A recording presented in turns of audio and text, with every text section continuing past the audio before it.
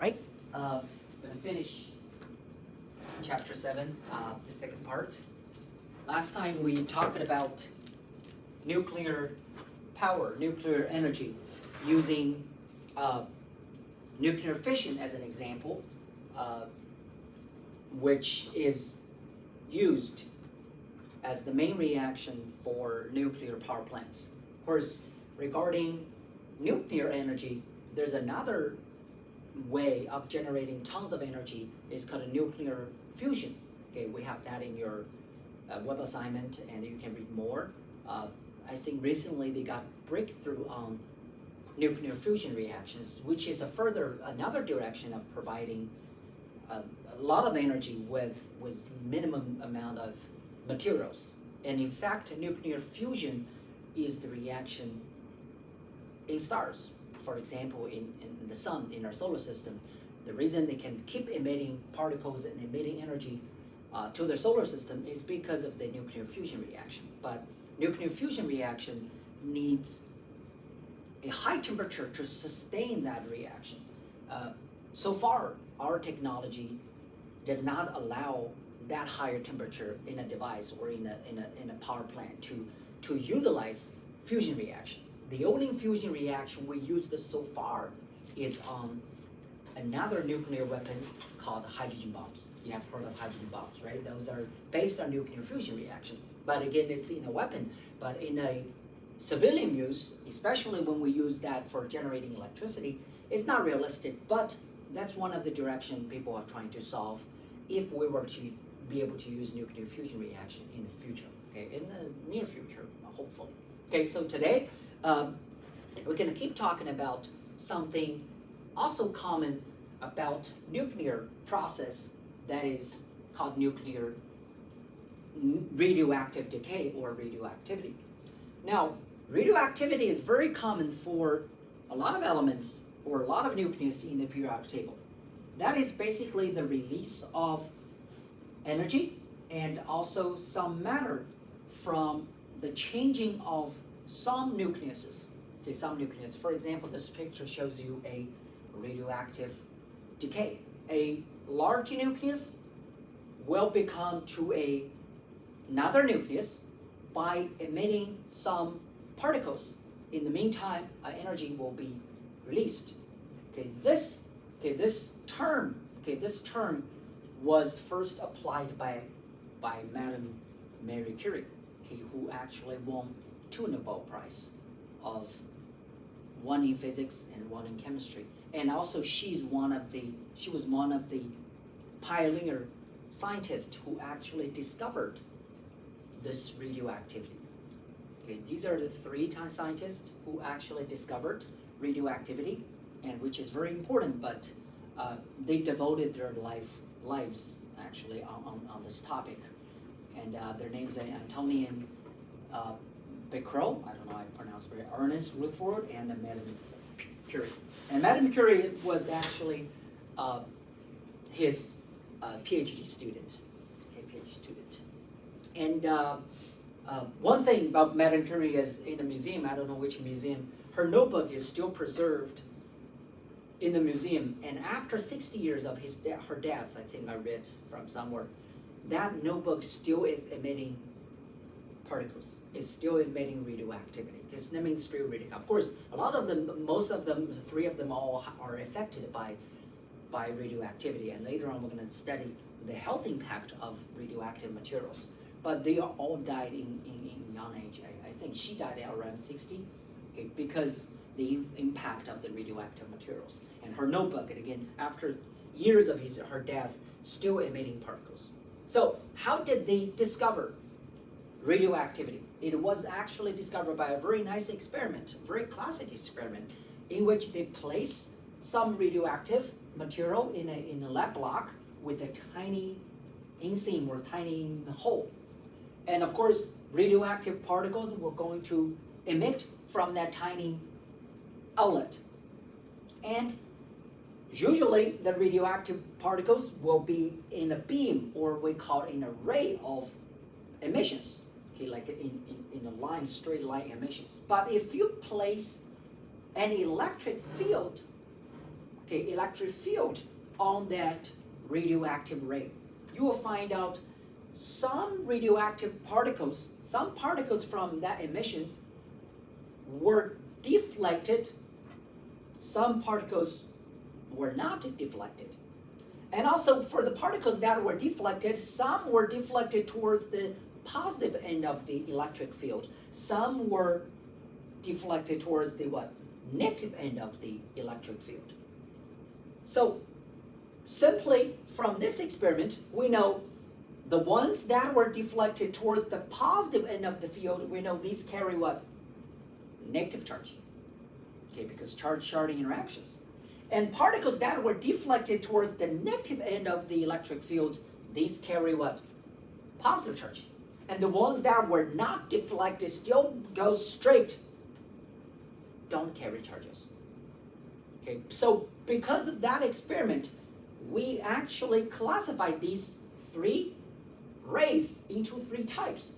And later on, people discovered the one that carries a positive charge are made of alpha particles, or made of helium nucleus, and we call those helium nucleus alpha particles. Helium nucleus, because of the two protons exist, it carries what? 2 plus charge. And because it's a helium nucleus, the mass number of alpha particle is 4, because helium is 2, 4. And later on, people discovered alpha rays were made of alpha particles.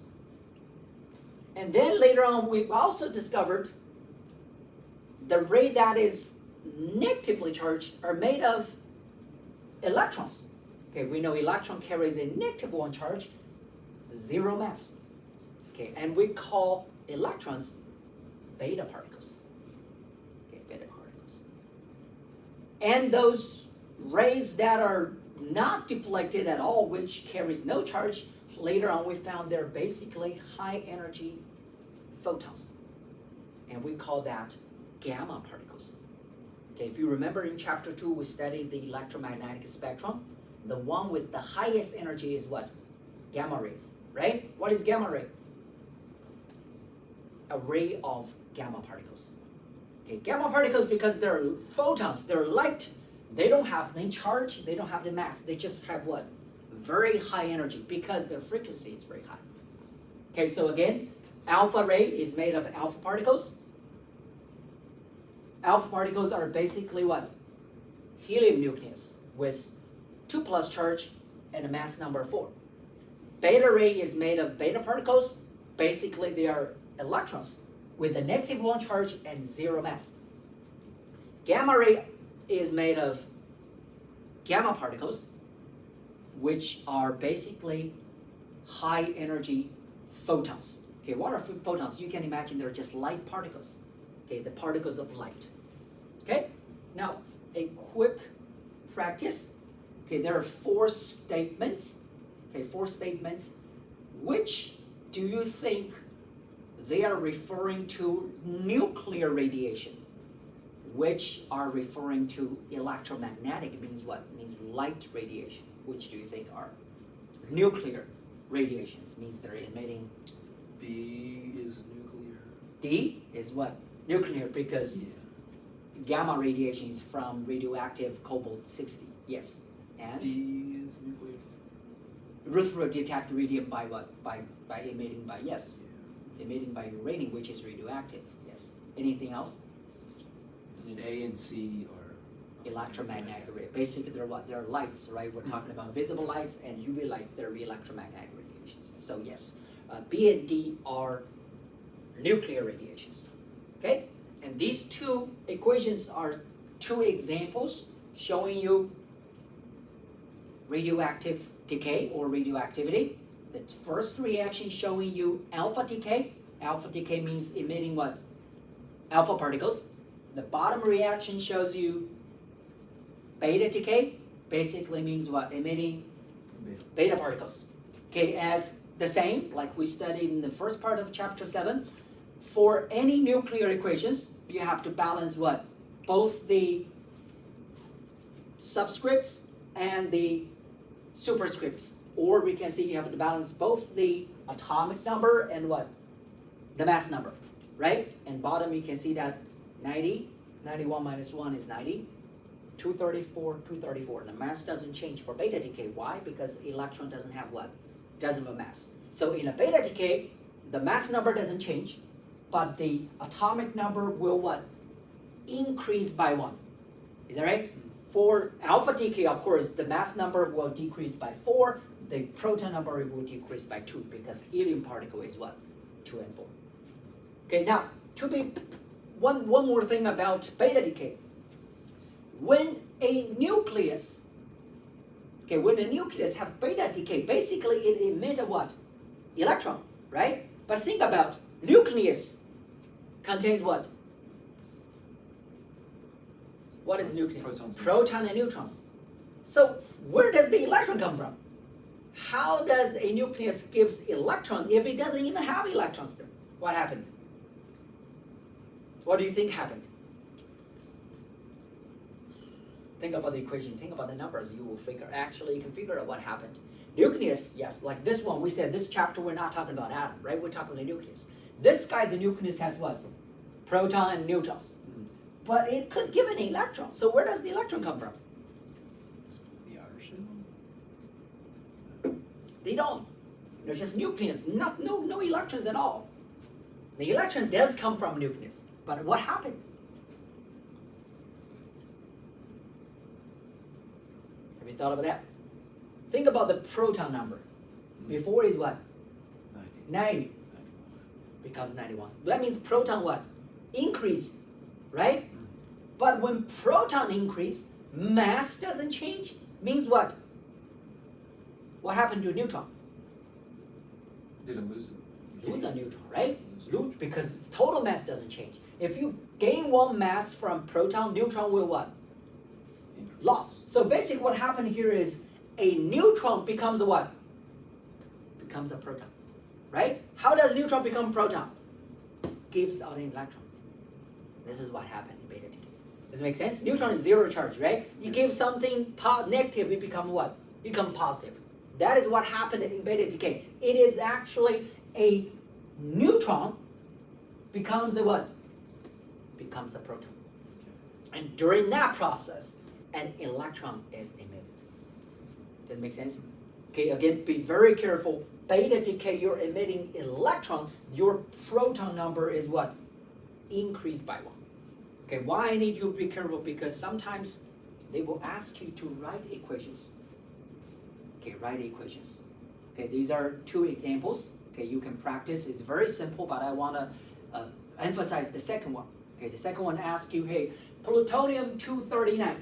Okay, plutonium is 94, okay, from the periodic table, 94. So plutonium 94-239.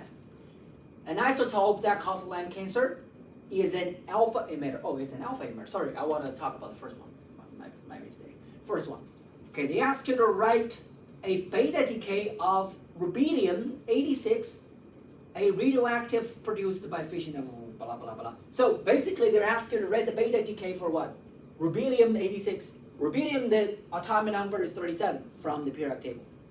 And when you have beta decay means what? You know emit what? Electron. And when you emit electrons, so the daughter element, the daughter nucleus from the decay, the proton number will increase by 1.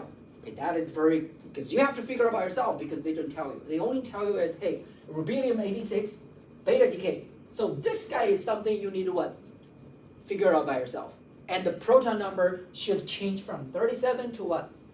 To 38. And you look from the periodic table. 38 element is strontium.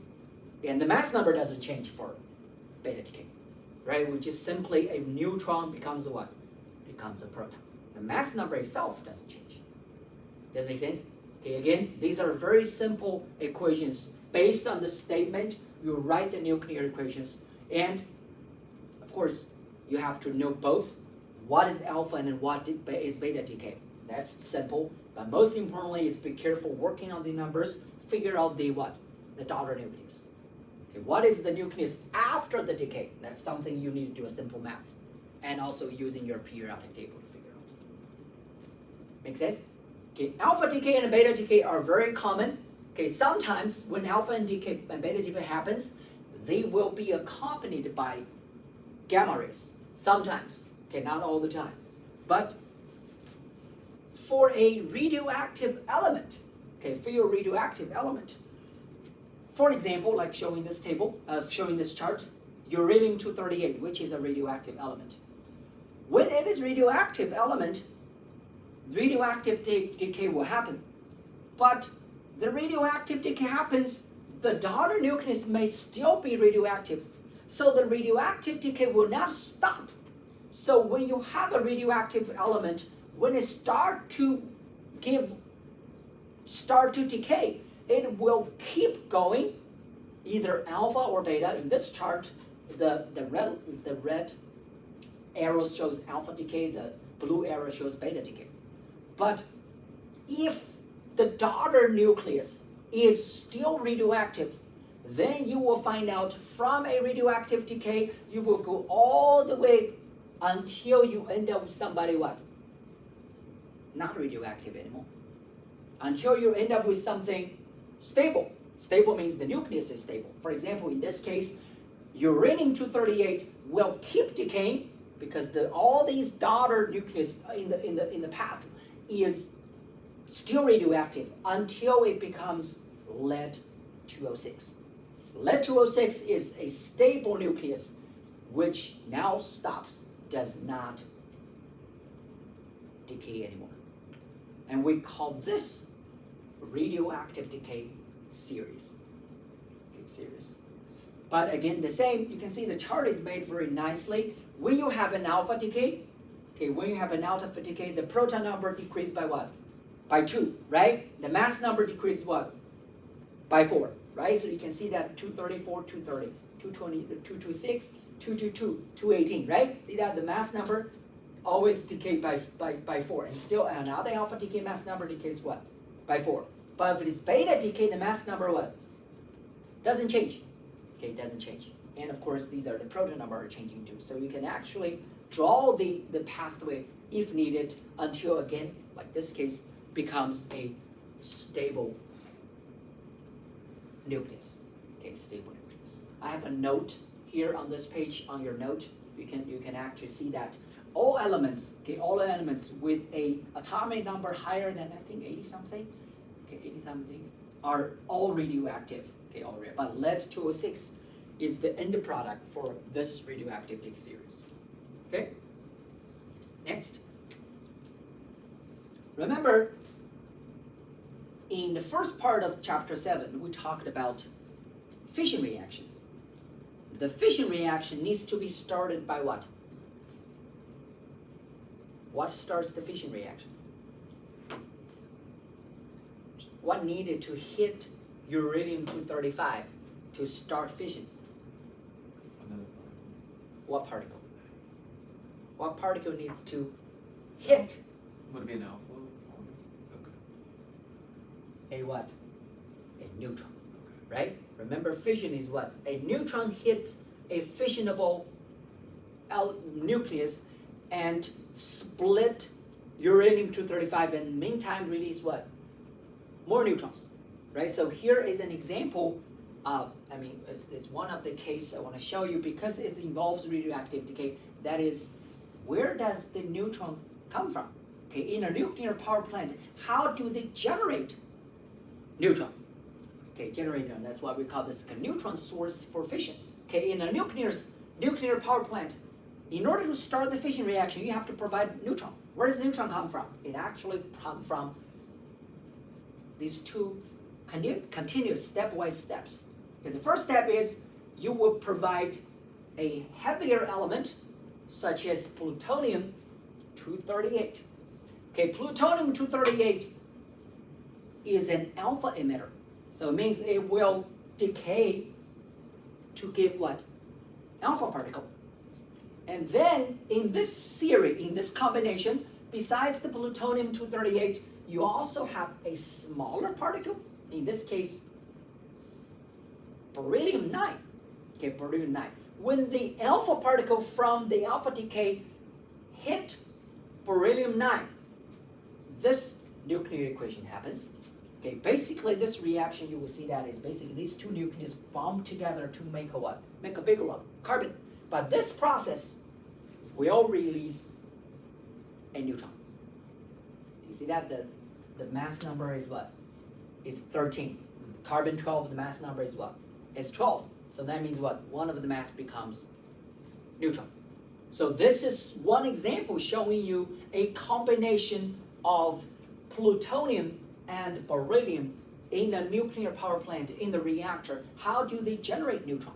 Neutron is from what? From alpha particle and beryllium. And the alpha particle is from what? From alpha decay of plutonium. Okay, they actually call this combination PUB source. PUB means what? A combination of plutonium and beryllium that produce neutron. Okay, if you're wondering. And of course, the reason we talk about this is involving radio, like a nuclear process, especially the first step is what? Alpha decay. Of course, in this process, gamma particles will be generated, but gamma particle doesn't have mass or charge. It doesn't affect the overall balance. Okay, and with that, there's another practice. Ask you to write something similar. Okay, I write something similar. I put it here, but you can, after that, I strongly recommend you to try as well. The previous one they call PUB source, and also sometimes instead of using plutonium, they use americium, kind of Amb combination, americium and beryllium combination. The same thing. First, the purpose using a heavy nucleus is to give what? Helium nucleus, alpha particle, and then alpha particle combined with beryllium to generate what? Generate neutron. Okay, so basically this practice asks you to write something similar to the previous two nuclear equations to demonstrate the source of neutron in a nuclear reactor. Does it make sense? Okay, next. Okay, next. Our next topic, we want to talk about the impact, the biological impact, the health impact of radiation, okay, of radiations. Because besides fission reaction won't be around us because it's inside the reactor. But radioactivity is all around us. Okay, later on you're going to see that our body even have radiations. So there is some serious health impact of these radioactive materials if you come across one. Okay, how do you protect yourself? What impact, what radiations are we facing every day? Okay, this is the next topic we're going to talk about. Okay, first, radioactive materials or radiations, especially what we're talking about here, nuclear radiations are dangerous. They can cause cell death. Okay, they can kill our cells. Okay, kill our cells. Reason is these particles, the energy is too high. Now, how does it cause cell death? How does it cause health problems? The main reason is these particles will hit molecules in our body, in our biological system. Which molecule is most common in our biological system? Water, right? We're made of water. So we got tons of water in us. So most likely these particles, especially the smaller ones, gamma particle, beta particles, they will do these two reactions. Okay, do these two reactions. Of course, this practice asks you to draw the Lewis structure of these reactions. I demonstrated here already for you, but I want to show you how does these particles change water. Okay, again, why we talk about water? Because we are made of water. 70% of our body weight is water. Okay, this process by these particles, first, what happened is the particle will dislodge an electron out of water. Okay, remember this is Lewis structure of water, 2 hydrogens and 2 lone pairs of oxygen. Once hit by a particle, 1 electrons can be knocked off. So water becomes this. 1 electron is gone, and water becomes what? Positively charged. Now this guy, because it is positively charged and also because it has a single electron, we call this one a what? A free radical. Okay, if you guys remember, we talked about in previous chapter, a free radical is something that has a single electron. And this guy will take another hydrogen atom from a different water molecule. Okay, because it's single electron pair, it won't take a hydrogen atom from another water to become a hydronium ion, leaving behind this guy. Okay, take a look. This OH bond has how many electrons? 2. Once a hydrogen atom takes away an electron to make the hydronium ion, then the oxygen will end up with how many electrons? 5. You see that? 8 electrons here in total. 1 electron is gone with that hydrogen to make this bond, because 1 electron here, 1 electron, they make a bond. That's why you get a hydronium ion. But once the hydrogen leaves with 1 single electron, then this OH left will have what? A single electron as well. So you will end up with a lot of these hydroxide. OH is called hydroxide. Free radicals. Okay, free radicals. And again, free radicals, these, because of the single electrons present, they are extremely reactive. Okay, extremely reactive. They will be transported across our bloodstream and across our system, interact with our large biological molecules, such as nucleic acid, such as proteins, such as lipids, such as carbohydrates. If they interact with nucleic acid, they may cause mutations. They may cause cell mutations. They may cause what? Cancer. Or they may just directly result in cell death. So the main reason is 2 processes. The first process is called radiation, ionizing. Ionizing means what? Change water molecule to something what? Positively charged by knocking off electron. And then because this guy's a single electron, this guy will keep reacting with water to generate what? Hydroxide ion. So that is why radioactive materials are dangerous, because of these high energy particles impact on water molecules. Okay, of course, these are dangerous. We won't have them around, but what if we have to work on these materials. We have to work in the presence of these radioactive rays. What do we need to protect? What shield do we need? Okay, what can we use? Here is how do we shield them. Okay, remember we have what? We have these main particles talking about. These are the 3 major types of particles, alpha, beta, and gamma, and also sometimes we may experience neutron particles, neutron rays. Okay, but these are the shield that can block these particles. The one that is easily blocked is what? Alpha particles by a piece of paper or some just organic glass. You can block alpha particles. Can you imagine why? Why do you think alpha particle can be easily shielded by a piece of paper? Lower frequency. There's nothing with the frequency, because they're all what? They're all higher energy. They're no longer electromagnetic radiation. They're what? They're nuclear radiations. Mm-hmm. So nothing that way. Something very simple. Mass. The size, mass, right? Alpha particle is what? Helium, right? What is helium? Proton number 2 mass is what? 4. These guys' mass is what? 0, 0, and 1. So between these particles, this guy is like a big truck. Okay, even it's heavy, it can hit you hard, but in the meanwhile, it can be easily what? Blocked. Okay, blocked. Beta rays, electrons is different. It's much smaller. It will easily pass paper or glass, but can be blocked by a thick board of metals, such as aluminum. Okay, gamma rays or X-rays, these high energy photon rays, need thick lead, heavy metal. Okay, that is why if you go to a hospital, you know their X-ray or CT rooms. These rooms, their walls are actually built with layers of lead inside the wall. Okay, you can see it, but there are. Okay, and finally, if you have neutron rays, none of these can block, but heavy concrete and water can block neutrons. Remember we studied previously, the reactors were actually immersed in what? In water. Okay, why? Because water can actually absorb neutrons. So neutron, that's harmful for us too. Correct. Okay. But usually, like I said, you won't see neutron rays unless what you're working with fission reactions, because common radioactive rays are alpha, beta, and what? Or gamma. Okay, gamma.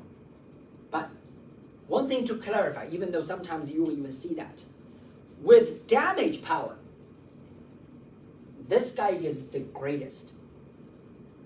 What does it mean? Because like I said, this one is like what? Big truck. If you hit by a big truck, this one will cause the biggest damage. But this guy can be blocked the easiest. So that means what? That if you really have damage from alpha rays, the chances you by accident swallow it or ingest it. That means what? There's no way you can block. But as long as you can block it, alpha particles is not that to worry about because they can be easily blocked. Unless you what? You swallow them. Then who has the biggest damage? Alpha ray. Okay, it's different. Here is the penetrating power.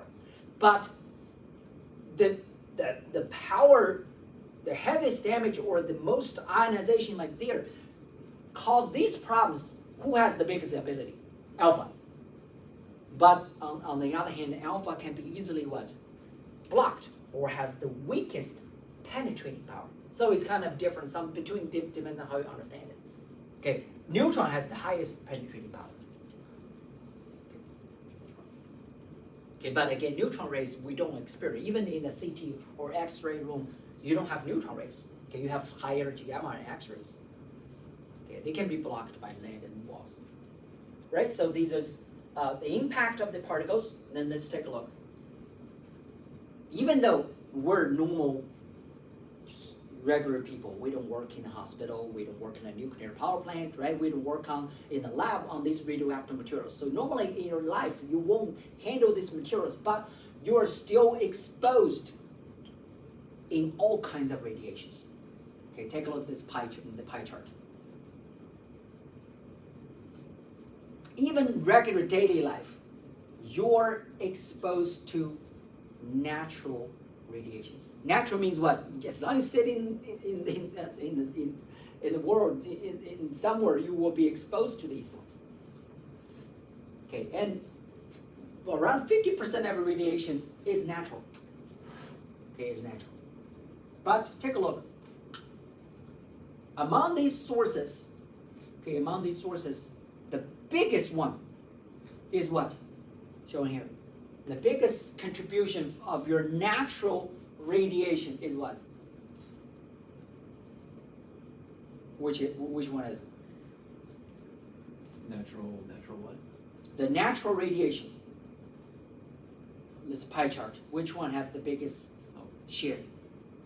Radon. Radon.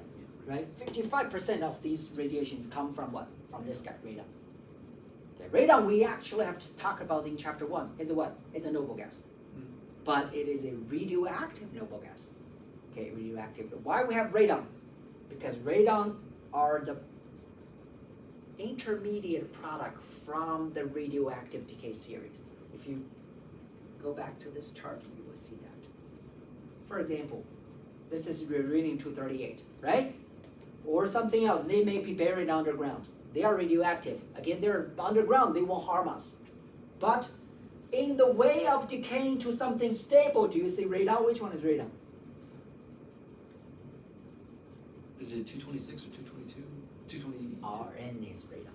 You see that? So that means what? No matter what these things are underground, but during their decay, there will be what?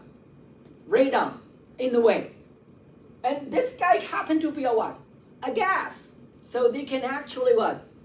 Escape from the dirt, from the soil. Enter where? Enter our buildings, enter our houses. Right? Depends on where you build that. What if your house is right above some radioactive materials? Again, these materials are not, it's fine. They're particles because of layers of concrete, they might not reach you. But this guy will come out. Then once come out, you will breathe into your what? Into your lungs. That is why radon is the greatest contribution to what? To our natural exposure. Why natural? Because there's no way you can tell.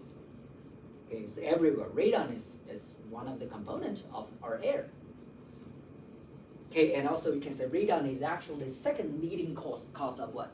Of lung cancer, perhaps as many as 20,000 deaths per year in the United States.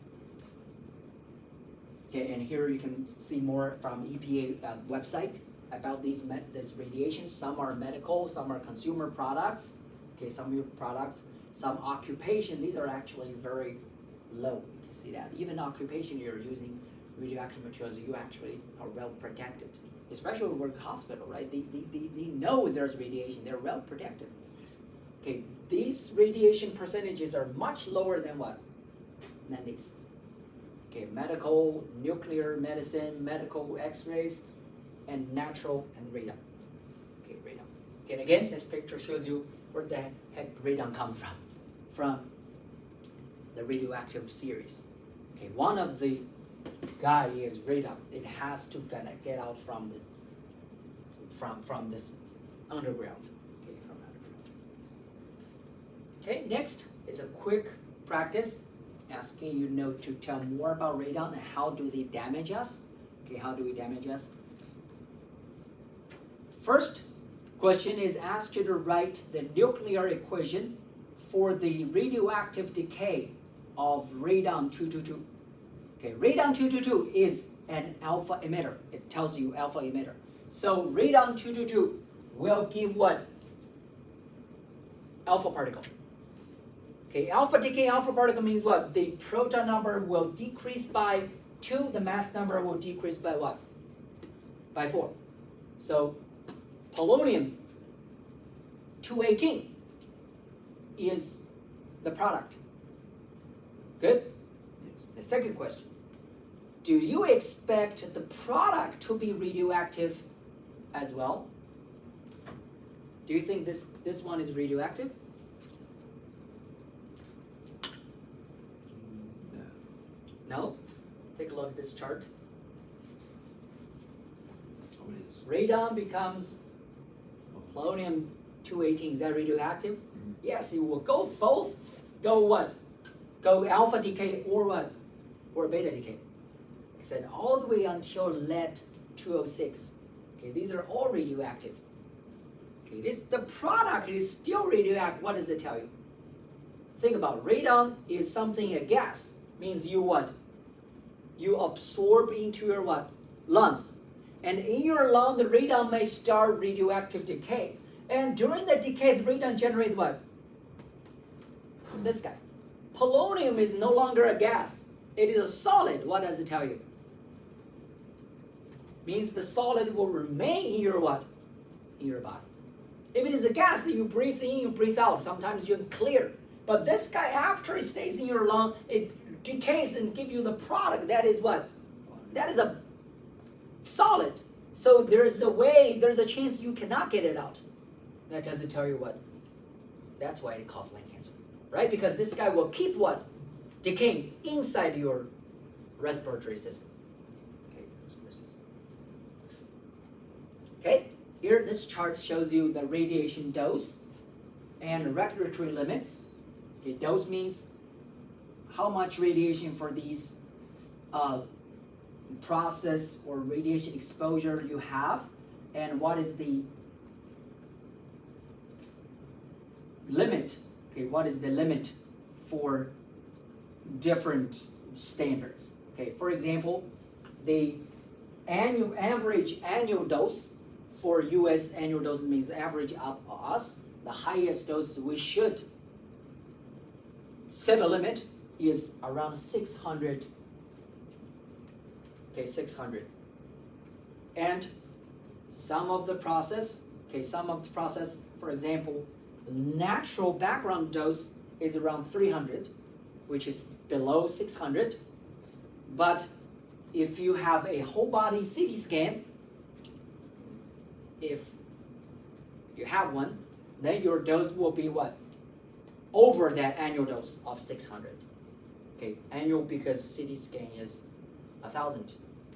Okay, and one of these, okay, and compared to the annual dose of 600, you can see that some chest x-rays, dental x-rays, their dose is very, very small. Okay, for example, chest x-rays, you can see the dose is at around 10. Okay, around 10. But one thing I want to point out here is the radiation from your body. Okay, I put red square here. The radiation from your body is 40. Okay, it tells us what? Naturally, okay, even we're not experienced for X-rays or cosmic rays, or some working with radioactive materials, even our body is what? Experiencing radiations. We have radiation materials inside our body. Okay, where are these radiation materials are? Okay, it's shown in this picture. Okay, all humans have internal radiations, and these radiation come from what? From the accumulation of the radioactive materials, some even from birth. Okay, for example, our thyroid accumulates what? Iodine. And iodine-131 is a radioactive material. Okay, our lung, of course, have radon-222. Muscles, we have potassium-40, cesium-137, bones and liver. Okay, our body do accumulate these radioactive materials. So we do have what? Internal radiations. But the total amount of internal radiation is around how much? It's around 40. Okay, around 40. But again, the annual dose is a very, very, very useful number. Okay, if people ask you, what is the annual dose of radiation we should get every year? 600. Okay, 600. Okay, here is showing the annual nuclear worker dose is 5,000. Okay, 5,000. Depends on where you work. Okay, people work in near power plant. Actually, their annual dose is extremely slow, unless you really work inside the reactor. Okay, sometimes you have to put things inside the reactor. That may be different. I don't know. But the workers, we went to the power plant. They actually wear a counter. Okay, they count every morning you go to work, you wear that, and before you go home, you take it off and you take the readings. So every day, actually, their counting is close to zero. Again, in the power plant. Not to say those workers that will enter the reactor to refill but maybe a lot of the work is done by robot, okay, automatic system. Right? So that's health impact and exposure of radioactive materials. Okay? The last topic is how long does a radioactive sample last? Okay, remember radioactive sample will what?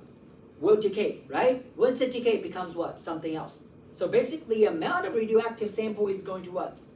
Decrease. But different sample lasts different amount of time. So the final question is I want to answer is, how long do they last?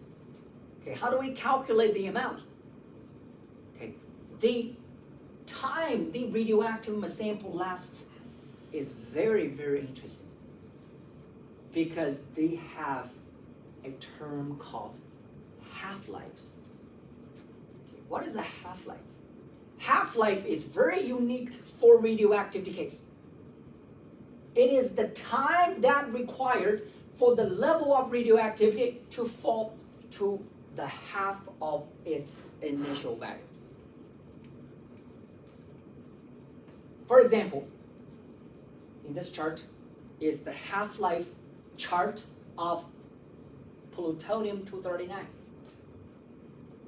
And the half-life of plutonium-239 is 24,000 years. Okay, 24,000 years. It means after 24,000 years, the amount of plutonium-239 will become what? Will become half. If you have 100 grams of plutonium-239, after 24,000 years, the amount will become 50. Now start from here, this spot, this point. After another 24,000 years, that's totally 48,000 years, the amount will become what? The half of 50, which is what? 25. Does it make sense? And again, after another 24,000 years, which is 72,000 years total, the amount will becomes half of 25. That is what? 12.5. So do you see that the amount becomes half is only determined by what? By the time and also by the initial amount. After the first half-life, the initial amount is no longer 100. The initial amount is what? 50 now. So the amount will change to the half of the 50, 25 after the second half-life. So that's what's amazing about half-life. It has become to the initial value, not the original value. The initial has 100, half-life becomes 50.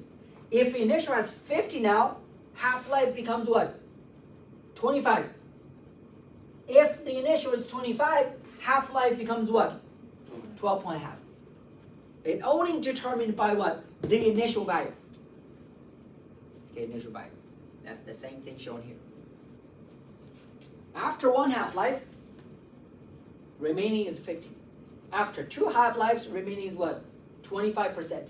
After three half-lives, remaining is 12.5%. After four half-life is half of 12.5, which is 6.25%. So, mathematically, you can always use this equation to demonstrate how much sample is remaining after certain half-lives. You use the initial amount multiplied by half powered by the number of half-lives. Could be fractions, could be 3 half-lives, 3.5 half-lives, don't care. 2 half powered by the number of half-lives, then multiply the initial amount. You will tell, oh, how many samples do I have remaining? No matter how much you have, multiply by, again, 1 half powered by what? The number of half-lives. Okay, the number of half-lives. Again, half-life is a time. Different material have different half-lives. For example, the one we just said, plutonium, their half-life is what? 24,000 years means what? It's very slow. The decay is extremely slow. Okay, take a look at this chart. These are some half-lives for some radioactive isotopes. Okay, plutonium again is around 24,000 years. Uranium-238 is how many? 4.5 billion years. Okay, but take a look at some other radioactive materials. Radon, half-life is what? 4 days. Almost close to 4 days means what? After 4 days, your radon will become what? Half. Like these guys, for example, polonium-214, the half-life is what? Less than 1 second. Way less than 1 second. Means what? It's barely detectable. That means what? It's gone fast. So longer half-life means the radioactive material is more stable. Shorter half-lives in radioactive is what? Isn't that stable. It will decay fast. Okay, decaying fast. So, which one was used in like the Chernobyl reactor? Because I mean, if they're only waiting like 100 years or so to kind of go and actually clean stuff up, wouldn't it be like plutonium? A good question. In Chernobyl, the fuel is uranium-235, which is a long half-life, right? And also it's very stable. People, you can remember what I say picture. The personnel actually is checking the fuel, right? Mm-hmm. Without any shield. That's fine. Because why? Because they're too slow. What happens in Chernobyl? What makes it worse is when fuels start to work, they will decay. Is that right? When they decay to what? To tons of other radioactive elements.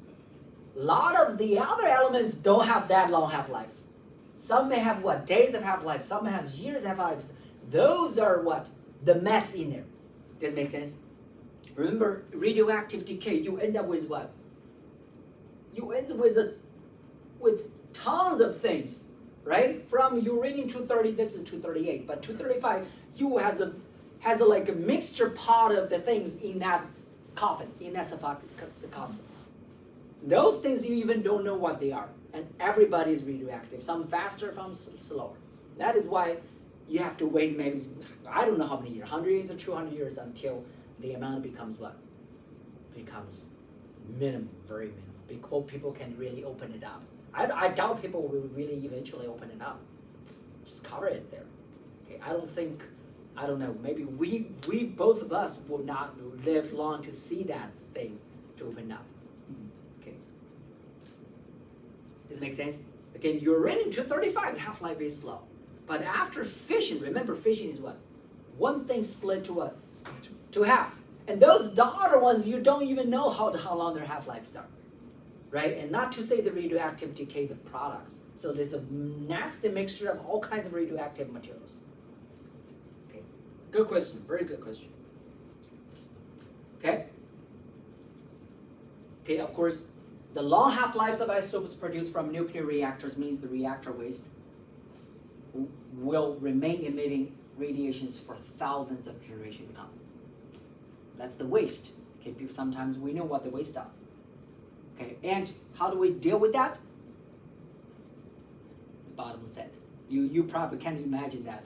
The nuclear waste is actually stored on site. You know how to store it? They actually built concrete, like cylinder, on site on the nuclear power plant. And they place the fuel inside the concrete and seal it. Kind of like your pen holder, right? Your pen holder is like a cylinder. You put your pen inside and seal it. Of course, they're made of like concrete. The fuel are relatively small, not like a landfill size. So when you go to the power plant, the waste site, you will see that tons of like pen holders on the ground. Of course, bigger, higher. Okay, but you will see those structures. Those are storage of waste. All nuclear plants store their waste on site. Okay, on site. I think there was here. Some countries trying to build long-term underground storage of options. For example, Yucca Mountains in Nevada. They're building one, but as of 2019, it appears that waste, long-term underground waste, will not be completed. Okay, still nowadays nuclear power plants, they are storing that on site. But the good news is, again, the fuel waste is not that big. The size is small. So they can have plenty of space to store. But it's there, always there. Just the same concept as Chernobyl. They cover it up, leave it there. Leave it to what? To decay until it's gone. Okay, until it's gone. Now the question is, how long? You asked already, right? How long do we have to go? Here is a quick, kind of a quick info. We all normally assume after 10 half-lives, okay, after 10 half-lives, the amount of the radioactive materials left, remaining, is so tiny, we assume they're gone. How tiny? We can do the math, right? 4 half-lives, 3 half-life is what? Is 1/8. 4 half-life is 1/16. 10 half-life is 1/1024. 1/24 is what? Around 1,000 or 0.1%. So after 10 half-lives, you have less than 1% left, or around 0.1% left. So we assume what? We assume they're gone. 10 half-lives. But again, different materials have what?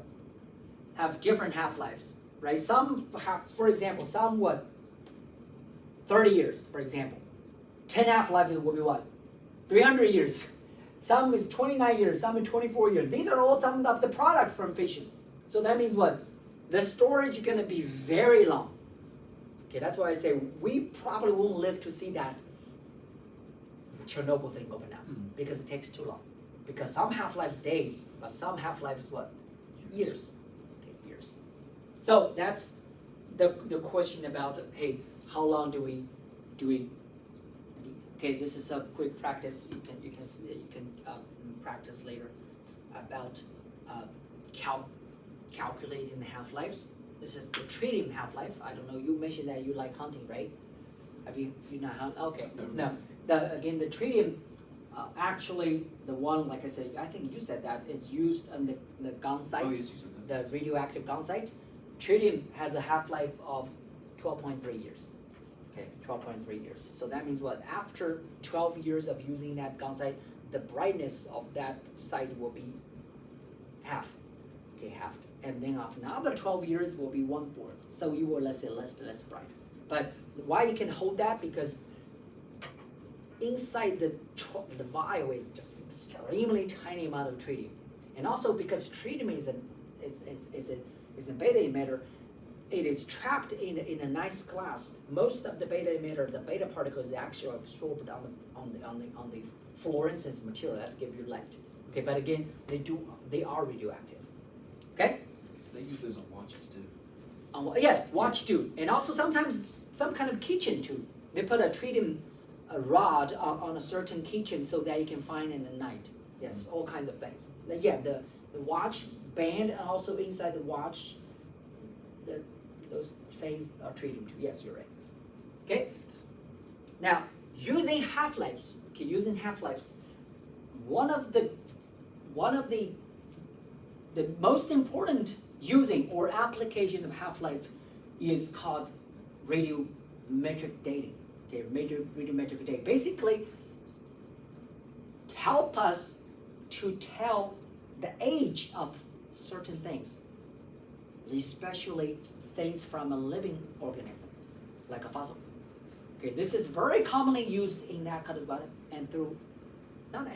archaeology, right? Archaeology, basically, they want to dig up something and want to tell, hey, how old that thing is. Again, especially those things are from living object.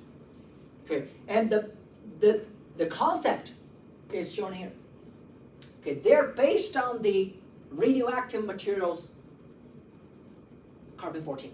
Remember, we're made of what? We're made of carbon. So we all have carbon-14 in us. Carbon-14 is radioactive, but again, we are adapted to that already. But when we're alive, we're eating carbon food, we're getting out of carbon as CO2, so we're exchanging carbon with outside. Our carbon-14 level remains what? The same as whatever outside is in the atmosphere. But once something dies, then they stop exchanging carbon with what? With outside. So the amount of carbon-14 will start to what? Decrease. Does it make sense? Because carbon-14 is what? Radioactive. So by looking at the amount of carbon-14 in a fossil, for example, or in the teeth, whatever, or a dinosaur bone, whatever, you can actually see how many half-lives of the carbon-14 has passed to tell the age of something. Does it make sense? And carbon-14, the half-life is around 5,000 years, 5,730 years. So if you see something with half the amount of carbon-14 compared to living things, then you know that age is what? Around 6,000 years. If we see something, oh, the carbon-14 is around 25% of our living things, then it's what? Over 11,000 years. So this is the basic technique of carbon-14. Okay, again, while something is living, carbon-14, carbon-12, the ratio is constant because we're exchanging carbon with outside and the atmosphere. Once the organism dies, carbon-14, carbon-12 ratio will decrease, and carbon-14 radioactive half-life is what?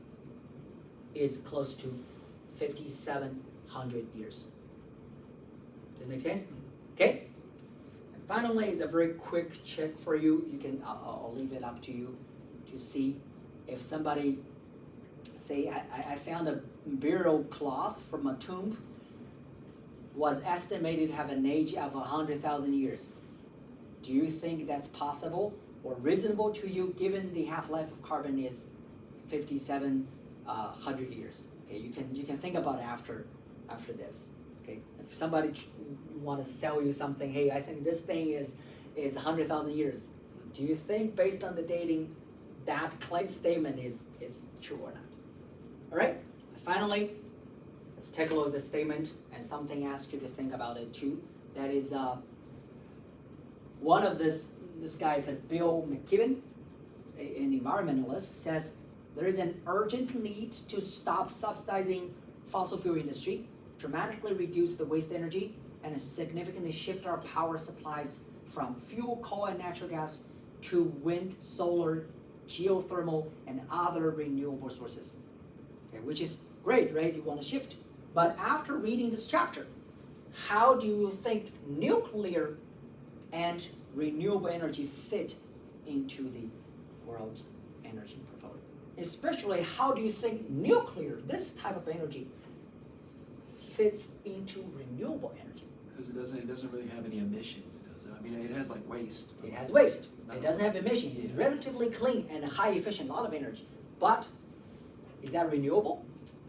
No. It doesn't really count as renewable to me, right? Because again, renewable, we're talking about solar, geothermal, these natural sources, and what? Wind. These are renewable. Nuclear, like you said, because it does have what? Waste. It does have waste. So, and between nuclear energy we're using nowadays are what? Fission. Okay, especially the one we're using in fission, it does have waste and also safety concerns. So, how does this fit into renewable energy? It's up to you. How do we think? Okay, one thing, like I said at the beginning of this class, today's class, is we're trying to figure out how do we utilize the energy from where? From the sun. Not the light, but the reaction that sustains the sun, called the fusion. That is different. Okay, because again, you can do some readings. Fusion reaction, unlike fission, they don't have waste. Because the product is all through a gas. Okay, it's actually helium gas. So again, how nuclear energy fits into renewable, it's up to you, and nobody can answer the question today, but something to think about. And not to say nuclear power plant, the reason you don't see them a lot is because they're too expensive. Okay, building a nuclear power plant, everything is driven by, partly by what? By politics, and mostly driven by what? Economy, right? Those companies need to build these power plants. They are what? They want a profit, right? And nuclear power plant, the powers cost a lot more than hydropower, wind power, solar power, and burning coals. Okay, compared to nuclear power, burning coals are actually cheaper. Okay, that's why there's environmental concerns and also money concerns, right? So that is all for chapter 7, right? Me, I was stating, recording.